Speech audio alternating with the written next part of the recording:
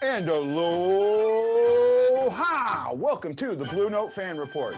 I'm Guy, the Hawaii Blues fan, and I'm your host on the only program that is by a fan, for the fan, and absolutely about you, the fan. So are you Guy or Guy?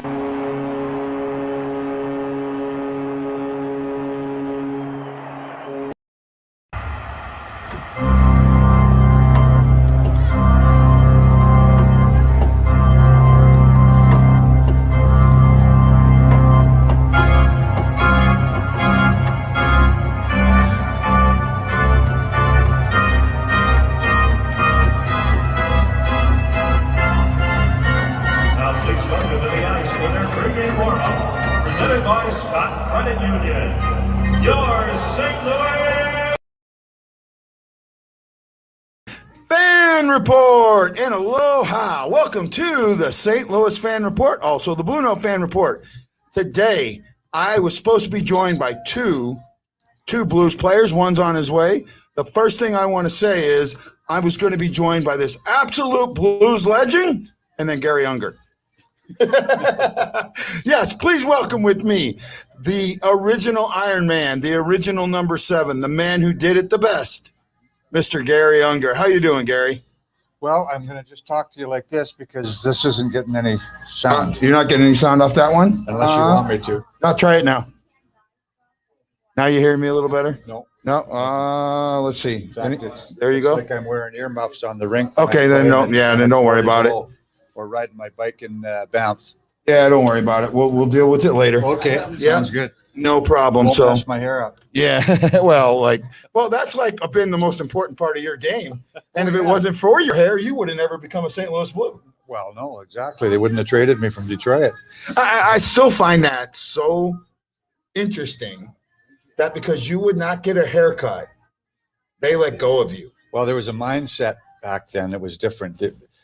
The league wanted no mustaches, no beards, short hair. You had to be an athlete. And there's the legend. Yeah.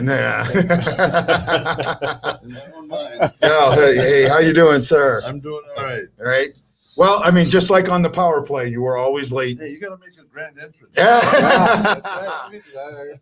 So today, Mike, how you doing? I'm doing all right. right, I am joined by Mike Zuke and Garry Unger. We're here at the Rally House, brand new Rally House in O'Fallon, Missouri. This place opened in July. So like 4 months old. They've invited us here. It's really great. You can see some of the Blues paraphernalia they have behind me.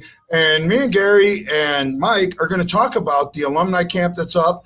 And then the great thing that got released today or yesterday, the Blues jersey for the Winter Classic. Now, you had to love it. I haven't seen it. It's the jersey you wore. Oh, really? It's the 67. I love that jersey. It's a 67, 68 jersey, basically. Wow. And that's going to be the Winter Classic jersey. They made some changes to the coloring a little bit. I don't know about the coloring, but maybe a little bit on the striping on the bottom.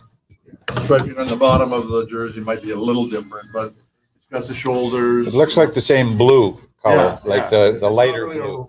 not a royal. Right. Similar to the Winter Classic. jersey Yeah, we had exactly. The last time only. Yeah. The white jersey. Right. I didn't know that. When's the Winter Classic is here again? No, in Minnesota. Well, so St. Louis is playing Minnesota? Yeah. Is there an alumni game? I haven't heard anything about that yet. Okay. I haven't heard. We need to get that organized so Absolutely. we can go. Absolutely. There we go. See, I got these two guys sitting next to me, and they're already organizing the alumni game, and I'm just waiting for them to tell me, "Hey, we're going to make sure you're there." So, no, guys, this is a lot of fun. We're here for your questions. If you are in O'Fallon, the O'Fallon area, come out. I have a mic set up. You're going to be able to talk to these guys. Now, they will spend a few minutes afterwards signing autographs, but they can't stay long because you guys have games today, correct? Well, we got a little bit of time, so you never want to turn down an autograph. That's right. You know? I'm not asked very much anymore. So, well, Garry, let's talk about why you guys are both here with me today. Right now, the Blues have an alumni camp going on.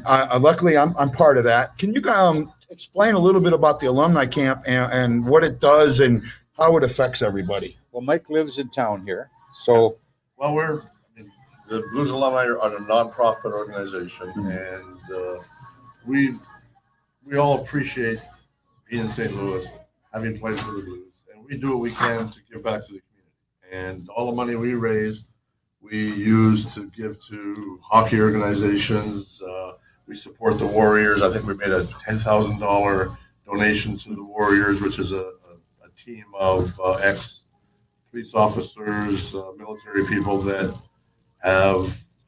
they need something to do. They've put together teams, and it's a passion of theirs now. And some of these guys have gone through a lot, and in different injuries, from their service, and they've found that playing for the Warriors is a passion thing. Some of them are pretty good. Some of them are just learning how to play. I think they have 3 different levels of teams. 4 actually. 4 levels of teams. So we give money to them. We support different causes. Let's say the March of Dimes. I'm going to have you hold this mic. Okay. It might be a little bit better for you. The March of Dimes or Red Cross. They come to us for donations, and we have the wherewithal to make money to make donations and give back to the community. Yep. Just so someone asked, we are in Missouri. We are in O'Fallon, Missouri. I can't remember we're off Highway K. So this is in O'Fallon off Highway K. I forget the name of the center we're in. I get kind of like blow by me. But first of all, so the games I watched yesterday, that was a lot of fun, right? And that SUI Edwardsville team you're coaching, that's no fair. It's a pretty good team. They're young guys. Yeah. It's hard to to jump into a tournament when you got guys that can skate 100 miles an hour. Oh my goodness! See, it's not like an old timers tournament. Well, I've played them, and unfortunately, I didn't run into one of them. One of my own teammates ran into me. That was the first game. Yeah. Hurt myself a little bit, and then the third game, one of the players I played against ran into me. I might not get on the ice today. It's dangerous out there. there. It is. I can't get out of the way anymore. Yeah, I don't blame you. I'm the same way. So I'm sitting there. I coached the second game because I broadcast the third game, and you were the opposite coach. I just wanted to bang on the glass and go, "Hey, what about lightening up a little bit?" I was trying to slow my guy down. No, but it was fun. Even with all that, I know some of our guys were upset about it, but it was still a lot of fun. So here we go. Let's hear some reaction for the jerseys for the Winter Classic. O'Reilly's jersey looks purchasable for sure. Actually, so Mike, I'm going to let you talk about that because on the STLFanReport.com, we have them available. Right. I'm sure Rally House will. And Rally House will too, yes. But I've got the wherewithal I have a company that sells imprinted apparel, and I can buy licensed apparel, so I'm going to be able to sell those and put whatever name you want on it. If you want a Riley on it, if you want Unger, if you want your own name. Joe Smith can have his if he wants. And it's all licensed apparel I purchased from Fanatics. Or no, it's actually these jerseys are Adidas jerseys. Adidas jerseys, we can do that, yeah. Yeah, so actually someone asked me if you could get Plager's name put on it, number 5. Absolutely. Yeah, so that would be really cool to have that out. Yeah, Mike's mic is cutting in and out a little bit. We're kind of working on that. Pardon me, when you do remote, sometimes that issue happens and some of these mics aren't designed for this, but I'm doing the best I can. We're having a lot of fun. So if you are interested in getting those jerseys, now we know they're not going to release until early December. Is that correct? Right. They release what they look like, but they're not going to ship until December. They always do that. Yeah, so, but you can pre-order them at stlfanreport.com in the shop, and I'm pretty sure Rally House is going to be selling them too. I don't know. I think if you go online, you might be able to pre-order those. Check them out. I think they're really great, and I think we have 75. Is that the number we're looking at? Yeah, so we got 75, so I think mine will sell. Well, make that 73 because I know I'm getting one, and I sold one, right? And I may end up getting 2. So there's still some out there. Are you going to get one? Oh, for sure. Yeah. Right. I've got a couple of friends that I owe jerseys to. Oh, jerseys too. Right? I never kept any of my. We never did. Some guys did, but most of us just. Well, first of all, we couldn't get them. Right. Remember, we'd wear the same jersey for 3 years. Yeah, exactly. Back then, I mean, it's amazing how it is now. I mean, they probably use a jersey a game so that they can auction them off, or maybe every few games. But we had one pair of gloves. You know, if you got a hole Yeah. in it, you might be able to talk the trainer into giving you another pair. Or he'd fix it. Or he'd fix it. Yeah. Yeah. I'm wearing shoulder pads now. I showed the guys in the locker room. I have the shoulder pads I got when I played for the Blues in 1978. I came here. Yeah. It's got number 20 on it. Yeah. I was number 21, but Yeah. they gave me somebody else's shoulder pads that left. I found an old pair of gloves in my, I was looking for equipment. Yeah. And I found an old pair of gloves and I had my number on it. It was 7. Yeah. And I turned it over and it was 20. So maybe 20. Maybe this guy maybe was threw very this good. guy out of town. Come on, we had one pair of skates and you got maybe another pair Yeah. later on in the season if you needed them. You know, if they stitch them up because they were leather back then. They Yeah. stitch them up if something happened to them. But we never had. Now these guys have 6 pair of skates sitting in their locker. Well, I'll tell you a funny story about skates. So you're talking about skates. Yeah. 19, before I came to St. Louis, I was in Detroit and I was working with Bauer and they sent me a red pair of skates out of the blue. I wasn't the blue yet, but, so I used them for the hockey school in the summertime and everybody was saying, what are those things? Yeah. So I wore them for the summer, broke them in, and they were my custom made skates. Yeah. I took them to training camp and the league said, what are you doing with those things? Mhm. And I said, well, Bauer gave them to me and I'm going to wear them for him. And they said, well, you can't do that. The whole team has to wear them. If you wear them, the whole Right. team. So I got Gordie Howe sitting on this side and Alex Delvecchio on this side. Frank Mahovlich is over on the other side. And they looked at me and they said, we ain't wearing red skates. So that was the word. that was the end of it. But anyhow, 2 years later, Charlie. with the Blues, all of a sudden we come to camp and everybody's got colored skates. Oh, the Blues did it. The too? Blues had yellow, Yeah. the same color as these Yeah. jerseys coming out, Oh, no kidding. and the whole team wore them. But the funny part about it, we had a guy on the team named Brian Ogilvie. Oh yeah, I know. He was a good Yeah, player. Yeah. Good player, came to training camp, but he was kind of right on the bubble. So he came to training camp and they decided that he needed a little bit of work in the minors. Yeah. So he went down to, I think it was Denver at the time, but they didn't wear colored skates down there. So they painted them black. Yeah. And then they called him up again and they painted him our colors. And then they sent him down again. And they did that about 4 times. And all of a sudden his skates weighed like 15 pounds. They had 6 layers of paint on these skates. But they came in for a couple of years. That's Yeah. when Oakland wore white skates. Yeah. Charlie O was Yeah. the owner, and he made them. I mean, he brought them in and Right. made them wear them. And I think Philly was wearing the Cooperall at the same time. Oh yeah, the black pants. Black the- pants, Yeah. which looked really goofy. Yeah. Which, looked- yeah, which went from waist down to the ice. Yeah. But the skate thing was crazy. Sorry, I need to get my car moved, so someone's going to move it for me. The fun of this place. Oh no, live shows are great, and I enjoy having you two with me.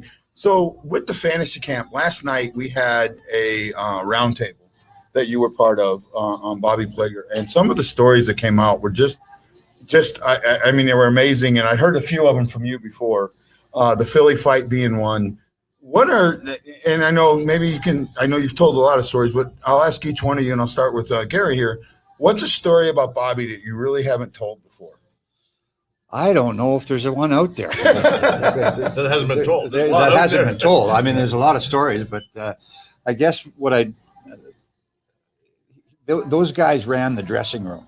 They ran everything that went on in the dressing room. Noel Picard, Bobby, Bark, the older guys. And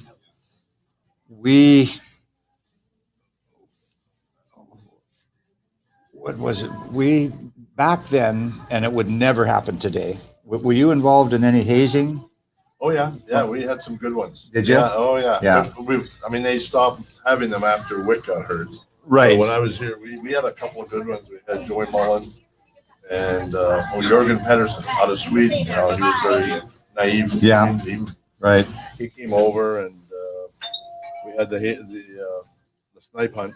Right. Yeah, which was part of the hazing, kind of. I mean, the other hazing we can't really talk about. We had one guy that, let's put it this way, we grew. What do the guys do now? Manscaped? Is that Yeah, what they- Manscaped, the yeah. players took it upon themselves to manscape the guy. Really? Which is what- we had one guy, and this is kind of awful. We call him the masked rasp. He put a goalie mask on and a rasp that you shave your stick down. You know, it's a wood rasp. Yeah. He took that to one guy's chest one. Oh, yeah. There was some crazy Oh, stuff yeah. that went on back in the Oh, it was early, even worse. And like I said, you can't early talk 90s. about it. Yeah, you can. And Bobby was right in the middle Oh, of I that. can imagine. You know, but the other thing that would happen is we would go to practice, or we'd be on the road. What was the guy's name? I'm not sure if it was Camille Henry. One of the guys, he was a French Canadian guy, and he had no teeth.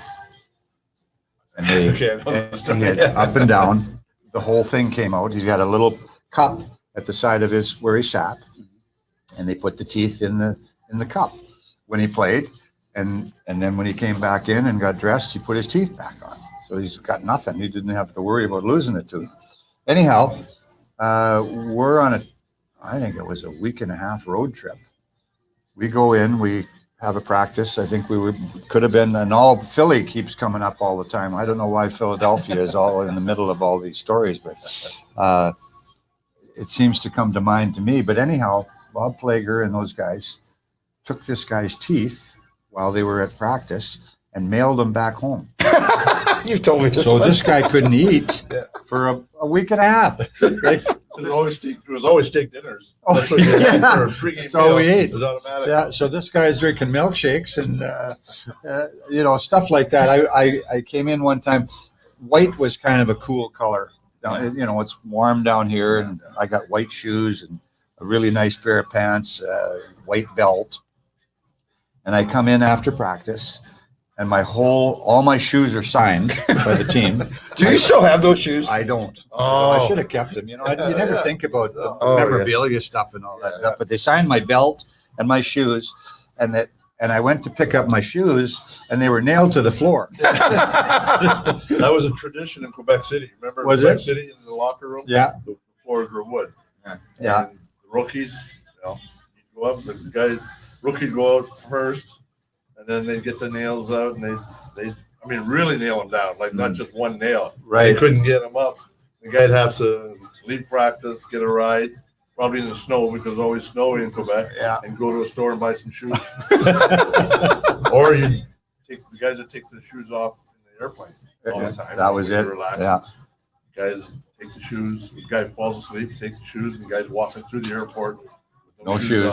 on. Plus, if he falls asleep, his tie's cut off. Oh, yeah. Cut the tie off, or they got the shaving cream and they got it on the top of the head Right. with a cherry on top Yeah. of it. So this all makes me think. So when it came to the Blue Note, there is nobody that understood and loved that symbol more than Bobby.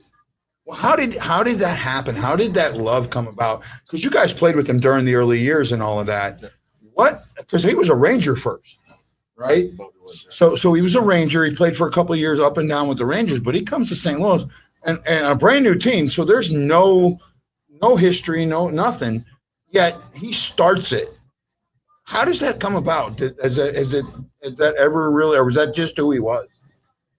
Part of who he was, and then they had some success, and the fans loved him. I didn't play with Bobby. I came in after when he was scouting, but when Unger was there, and they had success, and the fans showed up with their fur coats, and it was really the thing to do. It was a night out, and everybody did it. I think Well, yeah. people just made the players be proud to be St. Louis Blue. It was a special time. It really was. And when you're on teams and you get traded, you're there for a year, you get traded, you get sent to the minors, you're up and down. There's hard to build up a loyalty sometimes. In fact, there's some animosity when you get traded with different teams and things like that. But with a brand new team, Scotty was kind of the organizer of all this stuff, and these guys all grew up in the Montreal Canadian organization and junior and all that stuff. So they knew him for a long time. And I think, like Mike said, the the fans, I remember stepping on the ice for the first time. I got traded in February, so it was in the middle of the season. My first game again was in Philadelphia. How did that happen again? And then I came back to St. Louis, and we played our first game in St. Louis. And the organist was playing the Saints Go Marching In. Yeah. We came out of the dressing room, and this is brand new to me. I'm 21 years old, and you couldn't even hear yourself think. Like, I mean, the people were standing, and this went on into the puck drop. And I've never really experienced a building like that. The whole building erupted, and it was, and the people in the areas, the expensive ticket areas, were in fur coats and tuxedos, and I'm thinking we're at some Hollywood opening, Right. So it was really a different feeling for a hockey club to be in St. Louis, and I don't think it took much time for that loyalty to hit you. And Bobby was part of, when you were part of the Stanley Cup Finals and all that stuff that went on at the start of the team. It just was ingrained in you. Yeah. I started going to games probably 74, 75, 76 in there. And it was the same thing. You had to wear slack, almost your Sunday best. Yeah. And actually, I still now, when I go to a game, I have slacks and a regular shirt, a button-up shirt, like I wore last night, under my jersey. Right. That's how I felt it was to go to a game. And I have heard, I was one of those guys singing when the Blues go marching in, and that building reverberated. It rocked. Oh my goodness. Yeah. There was, I've tried to find this video and even asked ESPN for it, and they said they don't have it anymore. At one time when ESPN had it on, they had taken an outline, showed an outline of the arena, and on the side, we're doing the wave, and you could see the building like going with the wave. It was amazing. Yeah. It really was. It was one of a kind. Yeah, it was a neat old building. Yeah. I mean, when it was built in the 20s. Yeah, 29, I think. Yeah. Right. Well, you talk about clothes. It took us. We had a little parking lot at the back of the building. I remember that. And so everybody knew where you parked. So there was times when, and it wasn't every night, but it was close. But there was times it was an hour and a half, 2 hours getting out of the building, signing autographs, walking to the car, getting to the car, talking to people. And there was a point where I had to get to, I wasn't married at the time. And my wife, I had bought her a white sheepskin coat for the wintertime. And I used to wear a lot of leather stuff and that, I was hard rock. I was a biker.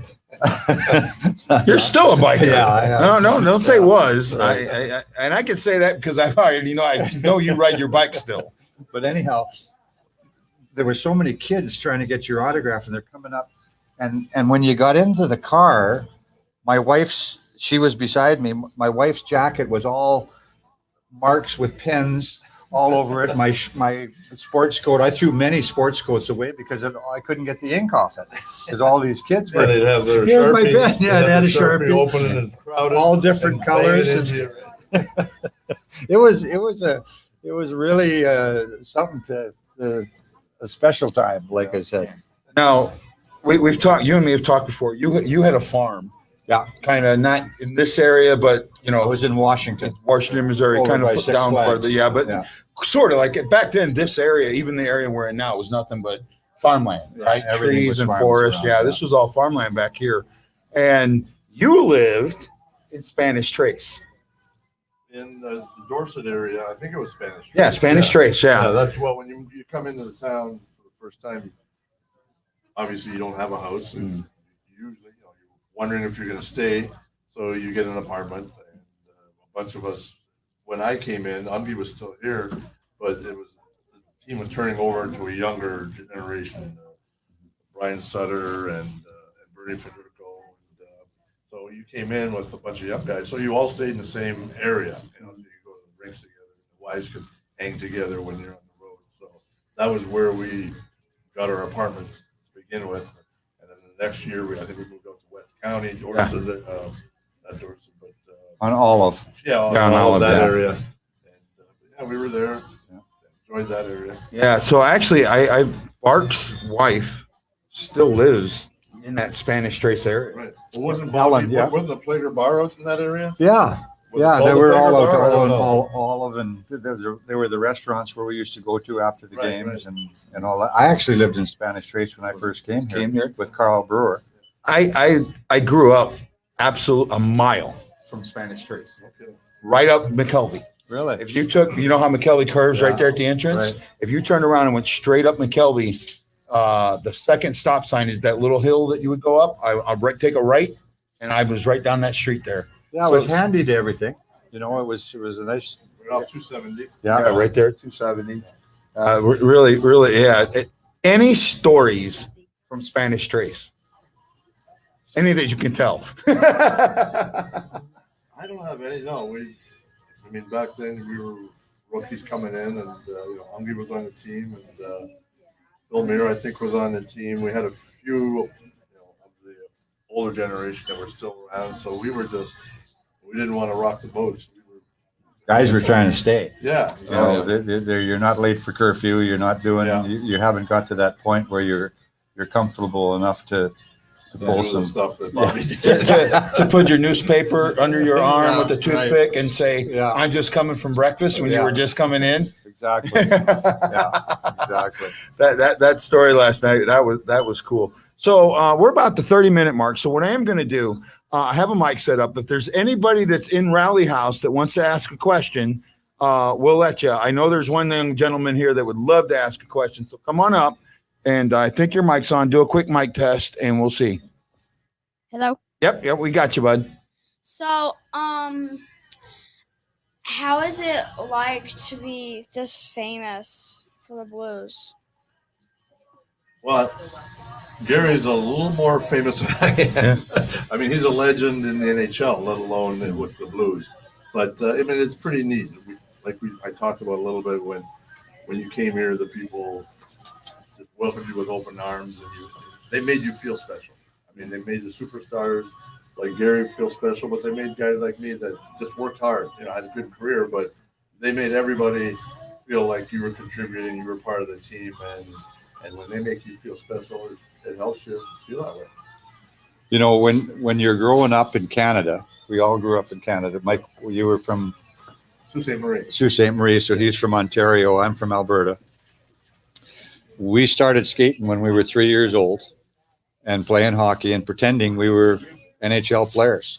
And that was kind of a dream for every boy that lived in Canada. So for us to have that opportunity to be able to play ice hockey and, have that opportunity to live that kind of a lifestyle, it was pretty special. Yeah. So the one, that's a great question. I say there's a really good question there, sir. One of the things that I've noticed, and so for me, being, going in the service when I did at 18 and being separated, I've come to not have that connection that a lot of people who lived in St. Louis their whole life have Right. with you guys. But you've accepted me as having that connection. And it's really helped open my eyes to what it meant to wear the Blue Note and the power of the Blue Note. And I'm seeing that this weekend. Now, you guys both played with Suter and Federico. Is that correct? Yeah. Right? Now, I got to get either a Suter story or a Federico story from each one of you. Well, Sudsy was he was a great captain, team leader, but he at times he just had a little Bobby Plager in him. He would pull tricks, and there were things he did that to pull the team together. We'd have team parties, and he would. One time, I don't know if it was him. I don't know if I should tell a story, but I will anyway. Yeah, tell it. It was at the end of the season, and that after a long season, playoffs, you just want to let loose a little bit. So we had a party at one of the players' houses, with Larry Page's house, and him and somebody else ended up putting the lawnmower on top of the roof and started the lawnmower up. So we're all in the party listening, and all of a sudden we hear this roar on the roof. It was a ranch-style house, so he could get up there. And Larry and I think his wife Leslie went outside. There's the lawnmower on the roof, started up Running. with the running. I'm pretty sure Brian had something to do with that. Oh, I know Brian had something to do with that. Okay, you get a Federico story. Well, I need to tell a Brian Stutter story. Oh, okay. But it's not that kind of a story. Okay. Brian came here. They brought that whole line up halfway during the season that year. I think it was February. And Rick Bourbonnais was the other guy that was on the line. It wasn't Wayne Babbage yet. And I got excited because, you know, all of a sudden, like I'd been here for quite a few years, and every draft choice that we got never made the team. So it was getting, you want your draft choices to make the team because it makes the team stronger, and then you've got a chance to win. So, and every kid that's playing the game wants to win the Stanley Cup and all, you know, you want to go to the championship, which is really tough to do, even if you've got all the team. Anyhow, Brian, those guys came up and I saw how passionate they were about the game and how good of players they were. Bernie Federico, you know, he was a unbelievable passer, moved the puck, and those guys worked really well together. Bernie and Brian were lucky to have each other for sure. Yeah, they complement each other well. Right, they really read off each other, but anyhow, the season was over, and they finished strong. We, you know, you're watching these guys and you're thinking, okay, good, we're going to have a great team next year. I go back home to Calgary in the summertime, and Brian's living in Sylvan Lake. So I've got family in Edmonton, so I drive up and I stop in Sylvan Lake on the way up to visit him. And he's working a hockey school or something, and we go for lunch, and then I go down over to his house, and we're sitting in the basement, and he's so nervous about not being able to make the team the next year. Yeah. And I'm trying to explain to him that you're a special guy, and I don't want you to spend the summer worrying about not making this team. I want you to spend the summer working on being ready to be on this team and being a leader on this team. And it was, you know, he was really a humble guy. Oh, yeah. You know, and since that time, I've got to meet all his brothers and obviously play against them all. And, you know, I met the twins in Edmonton when I was with the Blues, and they were like 11 years old when they came down to get autographs and all that stuff. So that family is really amazing, you know, coming from one, but you can see the way they were raised on the farm and, you know, the hard work that they did. Like I say, with Bernie was a pretty quiet guy. You know, very astute hockey guy, knew the game, amazing passer, and just you know, just a really good guy, a really good teammate to play with. Oh, sir, thank you for your service. I'm a retired Navy veteran myself. Thank you for paving the way for me, sir. Thank you very much. Thank you. Very nice. Thank you. Thanks for saying that. Oh, you're more than one, sir. You paved the way for me to have my wonderful career. So thank you. Sorry about that. We had a veteran walk in. I wanted to say thank you. No, that's really great. And I've heard, you know, kind of some of those same stories about that with those guys. What those guys did, what Brian did, and a lot of people, they hear the story, but they don't understand it. Brett Hull, first year here, scores 40 goals, kicks his feet up on Brian's desk to get, you know, kudos. Brian slaps him off and yells at him and says, "You suck." You know, Brian turned Hull into a Hall of Famer, right? And I feel like your moment with Brian, you know, facilitated that. Well, you know, guys have different ideas of what's going on. The one thing that you don't ever want to get to, and my dad talked about this when I was growing up, is he said, I don't ever want you to think that you're not a normal guy. You've got a job just like anybody else. You love hockey. You've been blessed with an ability to play a game. but you need to stay humble. And the guys that I met along the way, the closest guy that I remember my dad being to was Gordie Howe.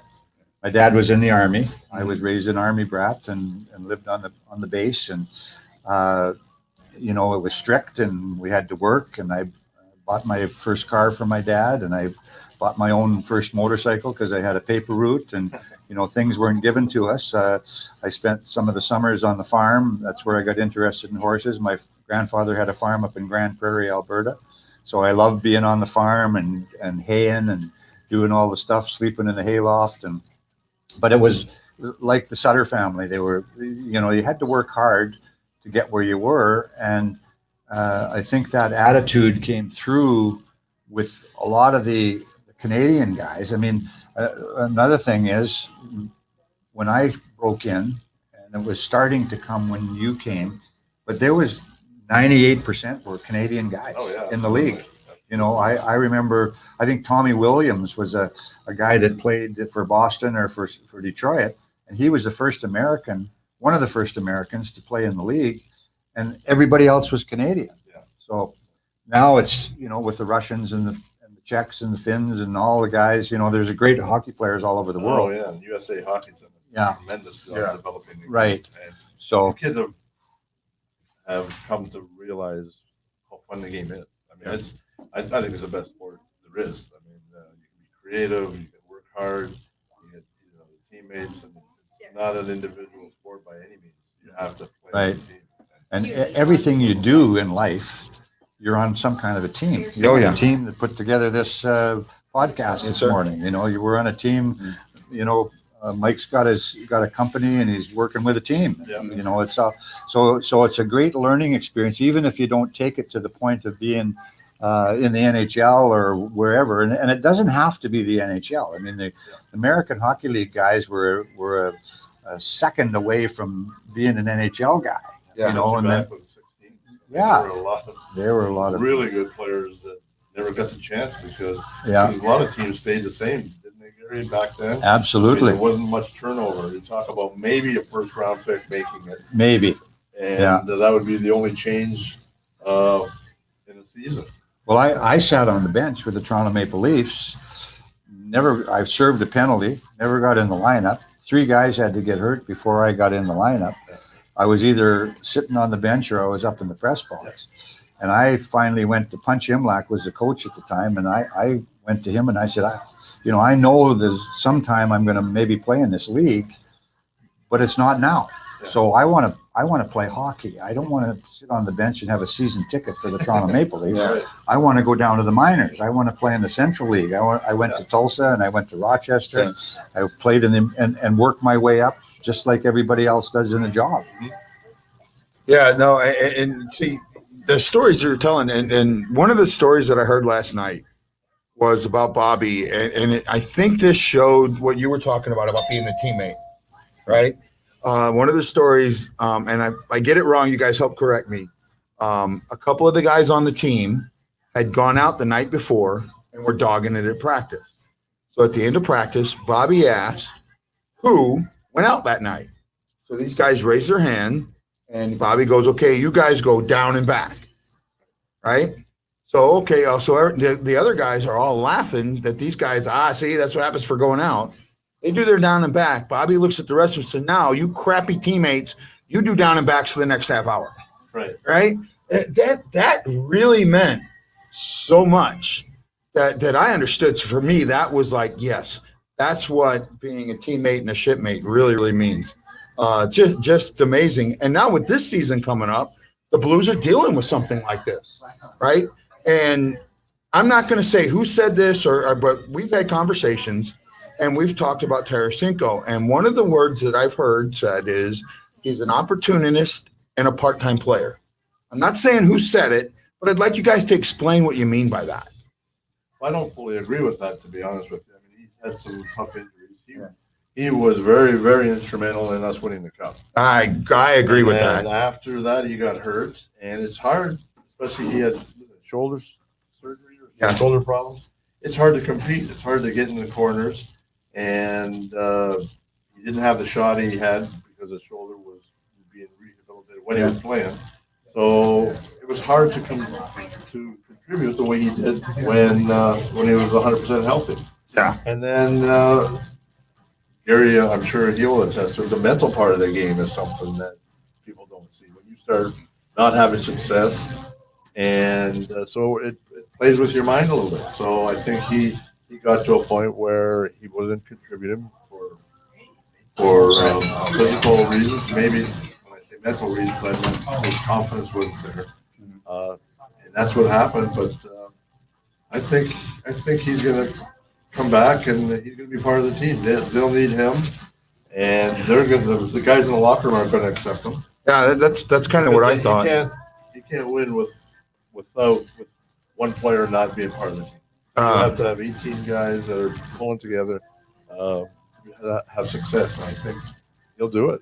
Well, he's a really special player. Oh, yeah. And you don't know what's going on in somebody else's life. Oh. You know, as far as the mental part of the game and worrying about your injuries, and it's a lot tougher to go into the corner when you just had a couple of operations on your shoulder or your knees or whatever, and you're thinking, geez, I hope that I don't have to go through that again. So there's a little step there, but he's a special player, and those kind of players don't come along an awful lot. So you don't want to let a guy like that go. Yeah. I don't think. I think you work it out.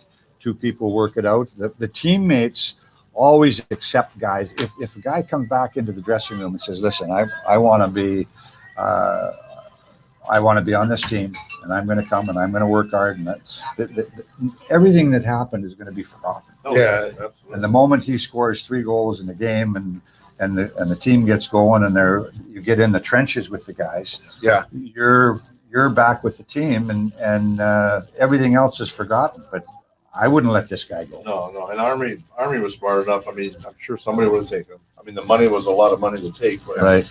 But Army wasn't going to get rid of him for nothing. No. And I think Army's a nice enough person. I mean, he's a tough general manager. Yeah. He knows what he's doing, but he's not going to let him go for nothing. But if it gets to a point, and Army had a press conference and said it, if it gets to a point where he's doing well and they can get something back from him and he still wants to leave, Good to see you guys. Thank you, sir. They will. You look good, Garry Unger. Sorry. They will. Oh no, not at all. That's what this is all about. That's exactly what this is about. Sorry. No, it's all right. They will accommodate Tarasenko and then trade him, but they need to get something back for him. Yeah. Well, and it's all Army's got the right attitude. Yeah. Tarasenko's got to get the right attitude. Okay. And maybe he hasn't. Yeah. I don't know. I don't know him well enough. I know he's an unbelievable player. Yeah. But if his attitude turns to say, I'm going to do everything I can to help this team, he can help it more than any trade that they're going to make, anything that's going to happen. You've already got a guy that you know can play. And hopefully, that's one of the things you kind of take for granted. I didn't take for granted, but everybody plays hurt. Yeah. You don't play in any sport. First day of training camp, you're in the best shape of the season. Yeah. And after that, you have That's something it. wrong. Well, unless you're Bobby Plager. He had to get into the best shape of his Right. season. Well, and now you mention that, these guys back then, I don't know if it was around when you did, but I'm in the dressing room and these guys are putting on garbage bags Yeah. underneath their equipment so that they sweat and they're 20 pounds overweight. I rode my bike all summer and hacked around in the mountains and chased horses and I came to camp and I was ready to go, and I'm looking at these guys and I'm saying, geez, you better get in shape. That brings me to a Bobby Plager story. I never witnessed it because I never played with Bobby, and Bobby tended to be a little bit overweight after the summer, right? Yeah. Scotty Bowman, they would have a weight that they wanted players to come in at. If you were a little bit thin, they wanted you to work out and build up some muscle. If you're a little bit overweight or lost control of your weight in the summertime, they'd say, all right, you got to come in at, let's say, 200 pounds for Bobby. He's ballooned up to 210 or so in the summertime. Might be a little higher than Maybe that. a little. But Bobby didn't want to get in trouble when he showed up at training camp. So I heard the story. He'd put the garbage bags on in the summer. Well, when was training camp? September or so? Yeah, September. Still hot in St. Louis, right? Yeah. He'd put the garbage bags on, get in his car, turn the heat up, and he'd drive around St. Louis with this on, just sweating all the weight off, so he could meet his 200-pound, where they wanted him. So I told the story. He'd come in, get on the scale, weigh 200 pounds, great.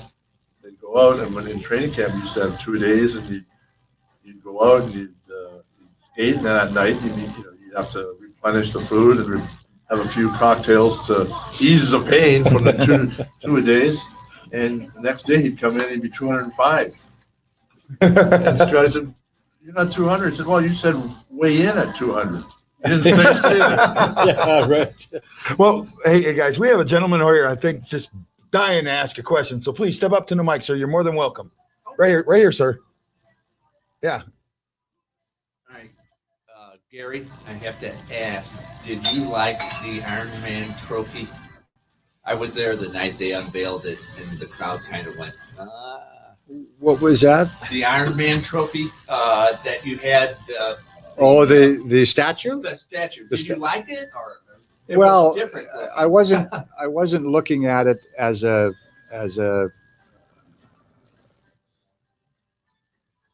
piece. I was looking at it as what it represented to me. Yeah, okay. You know what I'm saying? And it was a great honor for them to do that. It's different than some of the statues that they make today and that type of thing. But like I say, the artwork of the statue wasn't what I was worried about. It was more the honor of having that. So it was a great honor. No, I have no idea where it is. You know, it was in the parking lot at the rink, and the rink sold a few times. The team sold a couple of times and different things. At one time, Bruce Affleck said to me that it was somewhere in the Baseball Hall of Fame or something. I have the plaque from it. Okay. It sits out in front of my house. But I was never one for trophies and all that stuff. It's kind of like when you sit back here now and you just say how lucky I was to have those memories of being able to play that many games. Like Mike and I were talking about, you're always hurt anyhow. Yeah. And I never got that type of injury where I was knocked right out of the lineup. But no player plays when they're not hurt. Or they should find that trophy in Bart. Well, it would be nice. Put it up by Guinness. I wish they would. Yeah. Was it that big? Yeah, big. it was out in the parking lot, but it was a wire. It was kind of welded together. Okay. Yeah, It was different. I Well, remember being at that it was- game in the crowd. it was pretty cool. Yeah. Now, so what? You know what? That's a great story, and thank you for bringing that up, and thank you for coming on the Blue Note Fan Report. We'll have to kind of do some research and see what we can find on that. Oh God, I mean, that's a great question, Gary. I mean, I have no clue. yeah, But I have, like I say, I've got the plaque. right. This has been a lot of fun. So we got about 10, 11 minutes left, and as we're going on, I'm going to kind of turn the mic for a little bit. Anything that you want to talk about since you're part here and part of an active member of the Alumni Association, about what the alumni is doing and how people can help with the alumni or the things that they can do with the alumni.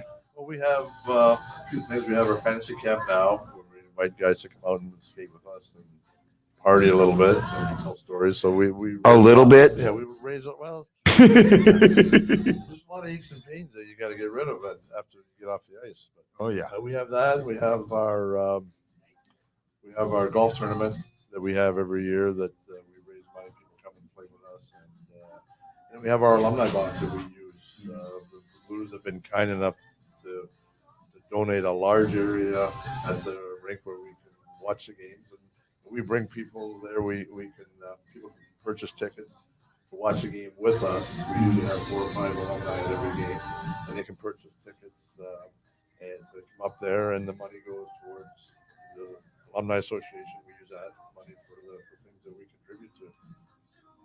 Yeah, so actually, I know you and me have talked, and I can't wait till I get my opportunity to go up there with you and some of the other things. Now, Gary, I know you have a grandson that's actually about the same age as the little guy that was talking to us. He's 9. Yeah, 9. How is it with youth hockey now that you're involved in youth hockey? What do you see in youth hockey that really just makes you say, this is where my sport's going and I'm happy?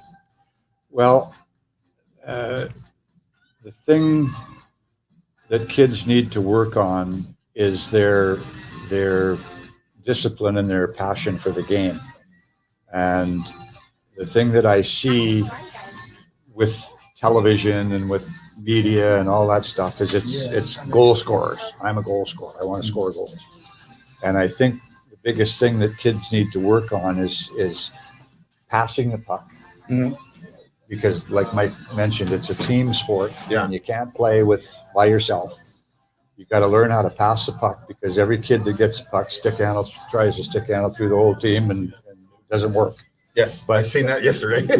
Yeah. So, and then you have to learn how to play without the puck, where to go, where you're available to get the puck when you don't have the puck. So instead of bunching all up in a corner and all, and then that teaches you the hockey IQ of the game, of how to really play the game. It's like Mike said, it's a read and react game. It's not like football where you say X45 and you run out 10 yards and turn left and the quarterback throws you the ball. Yeah. If the coach tells you to be in this position and the puck changes, you have to change. Yep. And you can't wait for the coach to say, oh, move over 2 feet. That type of thing. So it's so much fun to play because it's a read and react. You can make up stuff as you go, and you work together for 3 guys, 5 guys down to get the puck down to their end. And then the first guy that's closest to the net, he may not be the guy that shoots. He may not have the best shot. So learning when to shoot, when not to shoot, when to pass, when not to pass. And again, now the biggest part of the game is skating. Yeah. They're so fast that they got to work on their skating. And then it comes down to desire and passion.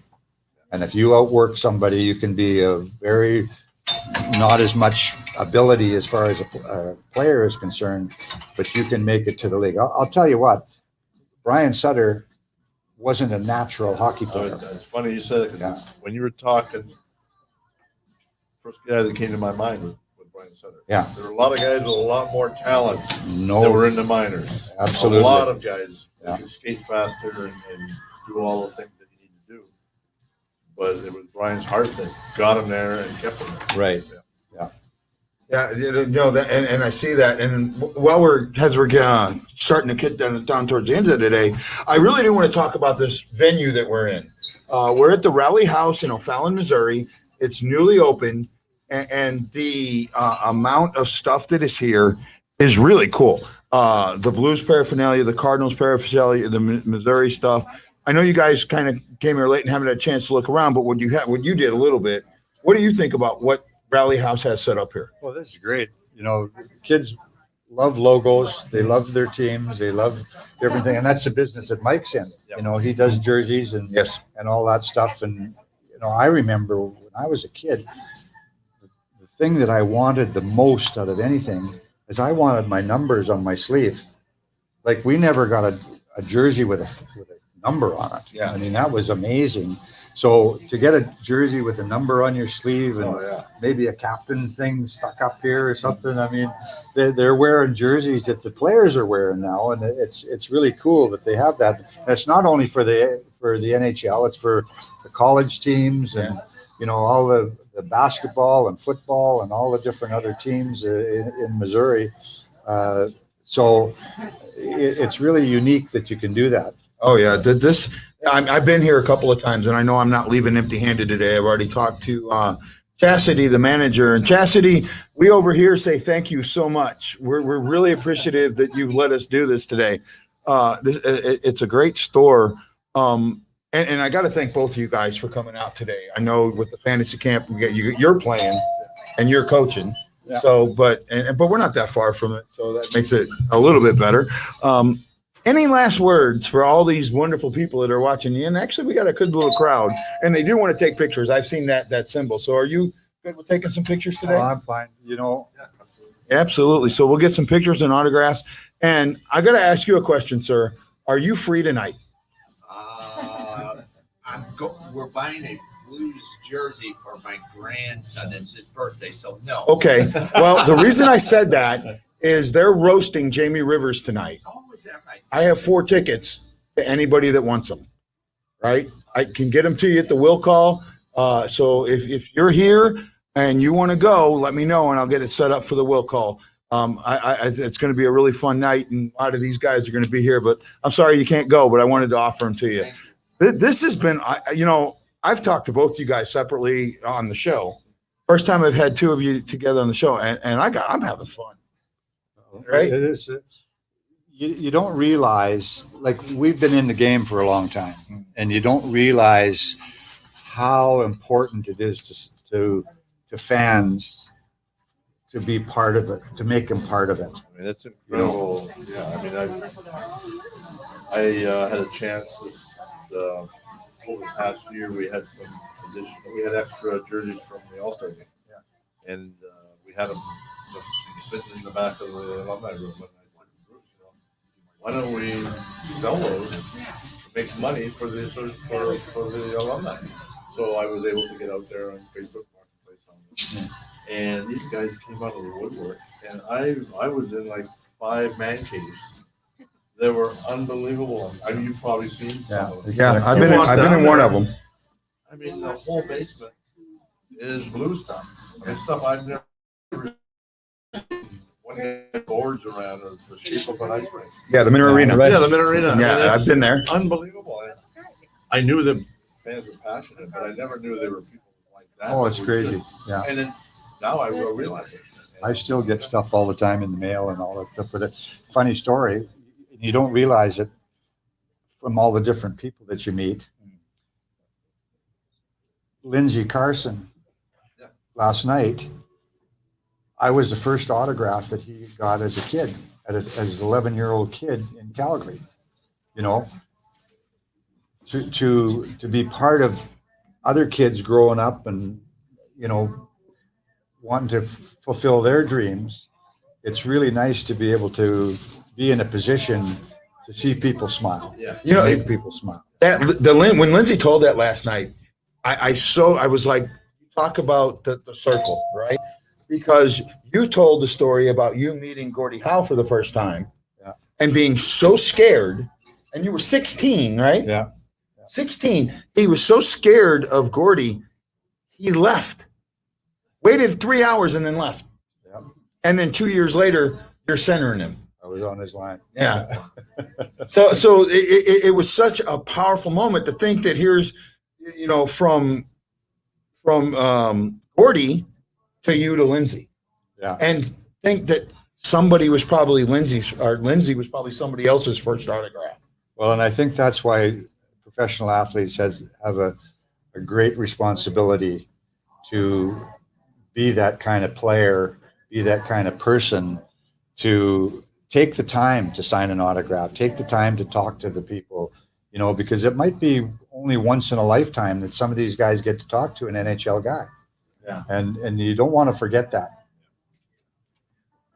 Mike, I say this with all love. You were one of those role players, guys. I mean, you were good in your own right, not a superstar. In my eyes, you are. Yeah. But you still, when I see you talk to people, your eyes light up, and their eyes light up when they remember who you are. How does that? I mean, really, as in the last couple of minutes, how does that feel for you when you see that guy's eyes light up like when you met me for the first time? What's surprising? It is surprising, but like I said, one of the reasons that a lot of us stay here is because of the fans, and they appreciated the hard work. I was a goal scorer. I had killed penalties, and people. I was lucky enough to have a nice short name that they could cheer out whenever I did something, and it made you feel good and accepted. And people still remember, and I'm flabbergasted. Well, let It's been me a tell while you since I something. played, so. You thought they were saying Zuke. It was actually Liud. Ludi took over. Yeah. So you know what? First of all, I'm going to do this because I love both you gentlemen, and we've become fast friends. I'm going to do this and say thank you so much for showing here tonight. It is an absolute pleasure for me to have both of you here. The legend, Garry Unger, who has become a good friend, and then Mike Zuke, my partner. Thank you so much for showing up on the Blue Note Fan Report. And to Rally House, to Chastity, you bent over backwards to make this happen last minute. We didn't get a lot of word out, but we've got a good crowd. I want to say thank you so much, and I hope this is the beginning of a beautiful friendship between the Blue Note Fan Report and Rally House. Again, folks, tonight, if you want a chance to meet these guys, if you're not here, we are roasting Jamie Rivers at Centene. Tickets are $30. They're still on sale, and they're good seats. I know how many are sold. You're going to be up front and personal to this. They have a professional comedian. I don't remember his name. I think Jeff Burton from the Rizzuto Show is going to be there, and a few others. And Jamie is ready for this. Jamie is ready. It's going to be a lot of fun. So please come up. A lot of people will love it. So thank you all for joining me on the Blue Note Fan Report. This is Guy, the Hawaii Blues fan, with Mike Zuke. Well, Mike Zuke, Garry Unger, and you got to know, we are bleeding blue with you. We say aloha, mahalo, and I sure hope I get to see you at another rally house. Aloha!